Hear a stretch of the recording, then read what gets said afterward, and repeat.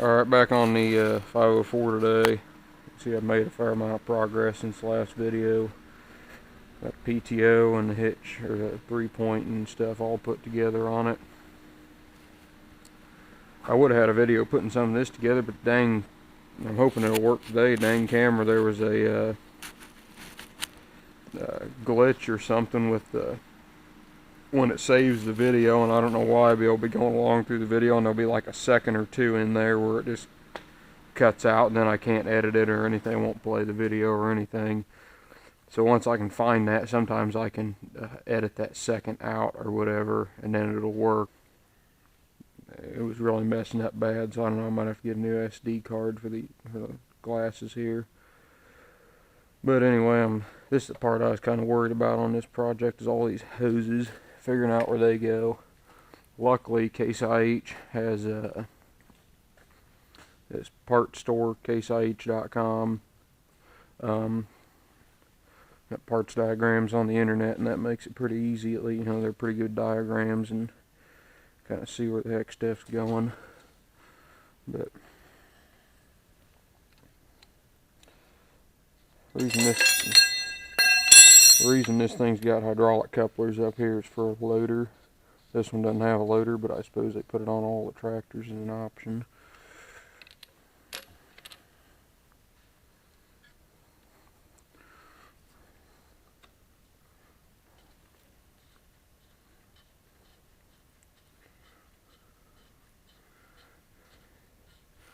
About got the hydraulics in there, a bunch of steering line, engine in, and get the front axle under it before I can finish all that, because some of the lines run up along the side here. Got connecting rods at the machine shop right now. The reason that is because couldn't find the connecting rods. So I had to call a junkyard in Missouri and got some connecting rods. They were $261 for a new set, and I knew the guy probably didn't want to spend that on this, so there was $261 a piece. It'd be almost $1,100 or $1,050 for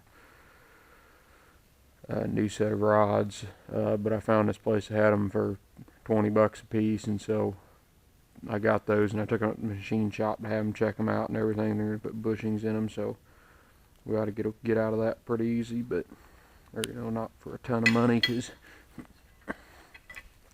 going to be spending enough money the way it is here. I think it was kind of funny on the part 2 to this video. Elm Custom Harvesting commented and goes, "Boy, Jake, it would have cost, if I did that for someone, it would cost them thousands." And I just commented back and said, "Oh, don't worry, it is costing them thousands." But we'll try to get it done as cheap as we can, for still do good work, but yeah, it's not like I'm going to do the whole thing for $600 either.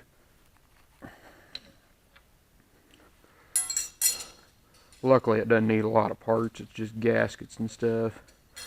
I got to get a new fitting here. That taper that's kind of bunged up on it, I think they had all this just in one piece laying, and I think they probably dropped it and kind of smashed that taper so it'll never seal, so I got to get a new one of them.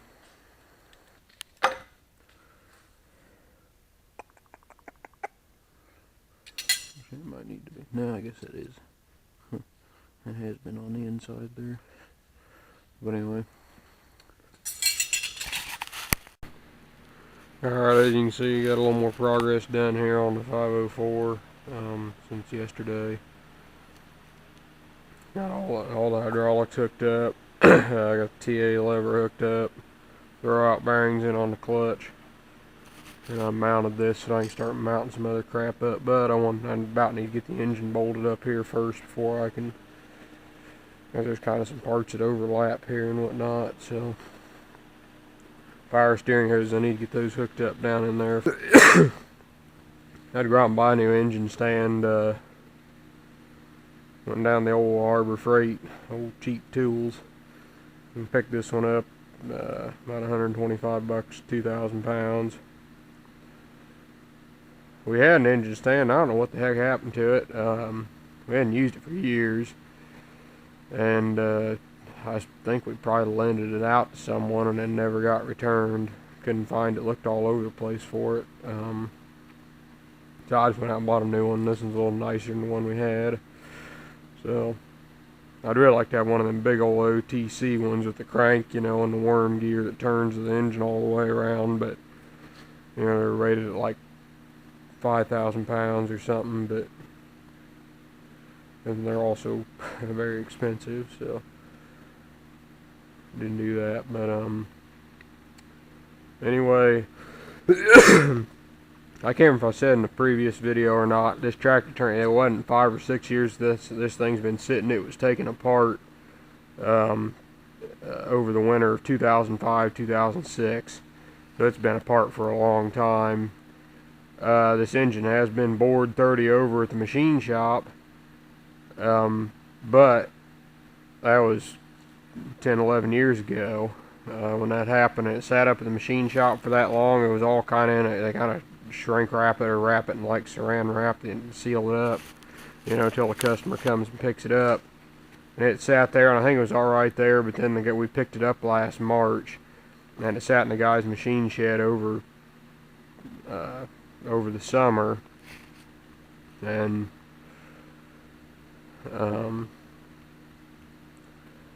sat in his machine shed over the summer, and it rusted a little on the top of the, you know, here in humid Illinois, you know, it rusted a little on the top, and I got that cleaned up. But it also rusted a couple of the bores. These two weren't too bad. I went ahead and honed them. Get the light, you can probably see better.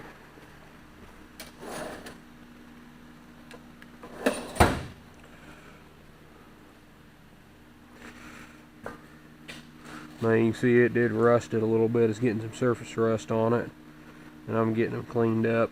And I got one of these spring hones here, centrifugal, I don't know what you call them, but that's what we got. I've also used kind of like a dingleberry type hone, where it's just a bunch of little things going, little wires going out. They got a ball of stone on each end of them. They both work about the same. I've had success with both of them. So there's a bunch of ways to hone. Everybody's got their own opinion. They manufacturer, sometimes service manual will give us how they want it honed. I know I got some machinists who watch my channel, and they probably can tell me better about honing than I know, but usually when you hone, you're usually, what I've been told anyways, you're usually kind of looking for like a 30 to 45 degree difference in the lines, when they cross. They have probably 30 to 40 degree, when they cross, as you go up and down and the thing's spinning.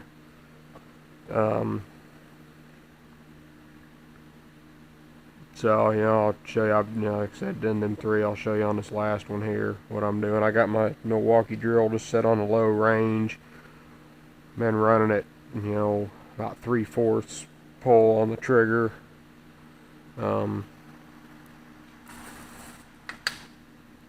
So yeah, that's what, they called in the book there for honing, they called for, like 10 weight engine oil used to lubricate the hone. So I got hydraulic oil, about the same stuff. I've used WD-40. It cuts a little faster if you use WD-40. So I kind of watch that. The picture, they just showed a picture of what it looked like, what they wanted the hone to look like, and it was, close to 45 degree scratch mark. So I'm going to be running it a little slower and going up and down a little quicker, and hope I don't shake the camera too much. But hopefully we can get this rust polished off of here and not have to have the engine rebored again. But anyway.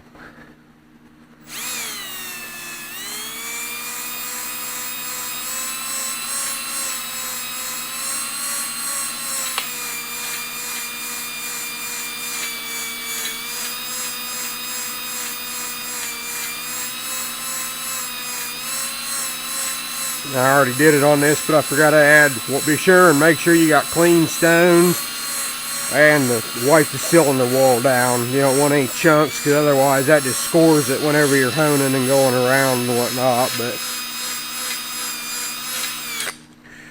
let's take a look at that and see how that's done. I'll probably have to go a little mess when you hone, but it's the way it is.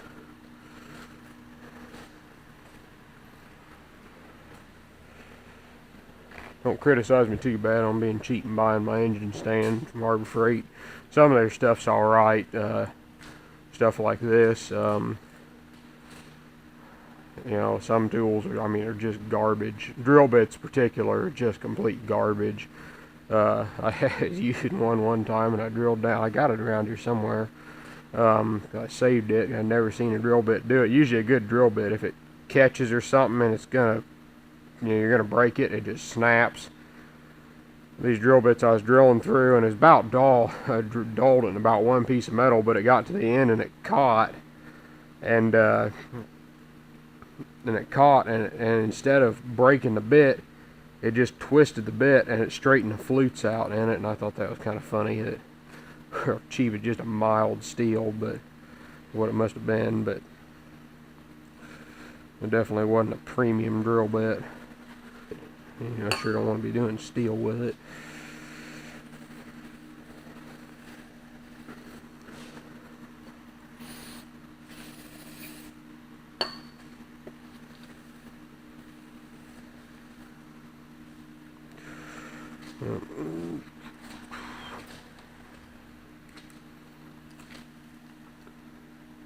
That don't look too bad. I need to go a little more. There's still just a little bit of rust right there.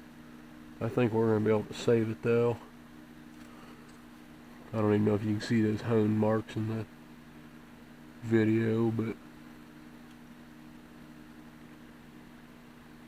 this is kind of tough because you're going with the hone marks they had and then my hone marks. So, but I think the reason for honing is it almost gives the oil a place to go as the piston's going up and down. It keeps lubricating the rings, but it gives the oil a place to drain back. At least that's kind of the theory I heard on it. But anyway.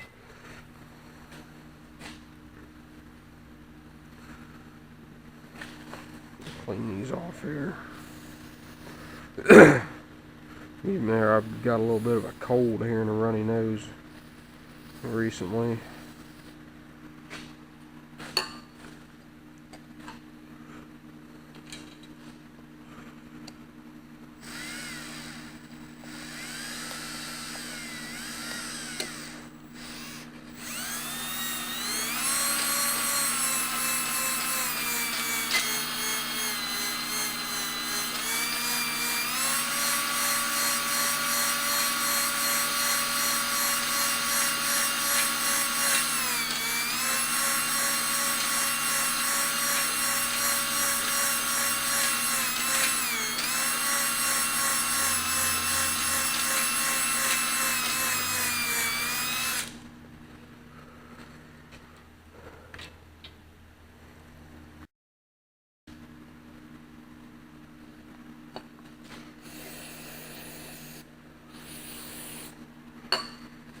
I love that carb cleaner stuff. I go through that like candy.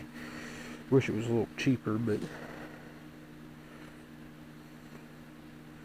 I sure use it a lot. Let's see how that looked.